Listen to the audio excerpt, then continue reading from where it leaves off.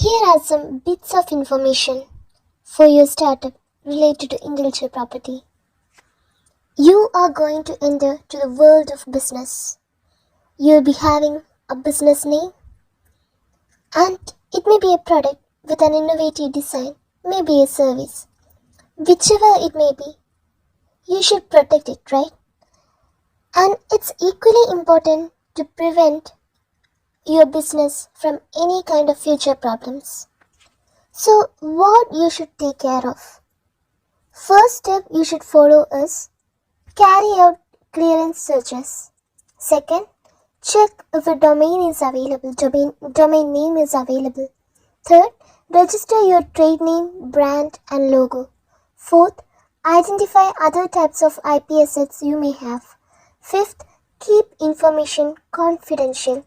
Sixth, protect your unregistered IP. Seventh, avoid infringing other people's rights. So, what is clearance searches? Before you enter a business, you might be thinking about a particular name for your business, or you already have a name for that business, right? So, before using that name, you should check whether the same name is already in use or not. So, you should search for the trademarks that are in use. It might be like both registered and unregistered. And also remember to check the names and logos. For what we are doing this is that maybe there will be pre-existing rights on such a trademark, on such a name or logo. So why we should enter into unnecessary conflicts? Second thing is to check for a domain name. Like if you decide on this trademark, a particular trademark, you want to check whether a suitable domain name is available. So the domain name will be something related to a trademark, and it should not be something already taken up. This will also help you to avoid from or to prevent from some common domain name and trademark conflicts. Third is to register your trade name, brand and logo. So why we are registering it? You don't want anyone to interfere in your business. This will secure your rights as well as protect your assets from misuse. While we register the trademarks, what we should keep in mind is that these trademarks are territorial. So you want to register your trademarks in every territories where you will do your business, or the places your business are connected with. Fourth one is identify other types of IP assets you may have. Along with the trademarks, you may be having some innovative process, equipment or product that you would like to patent, or some kind of design assets, or the product will be having an innovative design that you would like to secure it. So just do those checks. Intellectual property audit will help you with identifying these kind of IP and what kind of value that IP have for your business, so that you could protect it accordingly.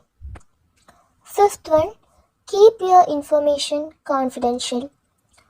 Until and unless you have applied for the protection, keep in mind, do not disclose your information about any new ideas or invention to anyone else. Or if someone else know about the information, keep in mind or be sure to have a non-disclosure agreement with them.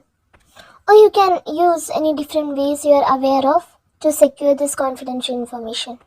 And this is especially important when it comes to patents, because the disclosure can make your application invalid.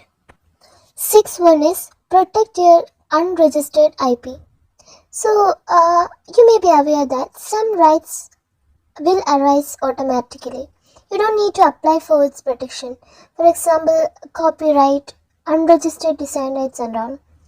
So as there is no registration with this right, it will be very difficult to prove the ownership or argue infringement if you say that, or if you understand that somebody is misusing it, right? So it's a good practice we can follow in this case is that keep documented evidence about the creation of your work to prevent possible conflict in the future.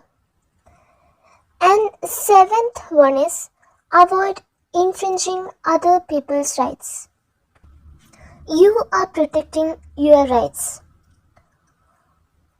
It is equally good that, or it's always a good practice that all others who are doing business are also in the same position of yours.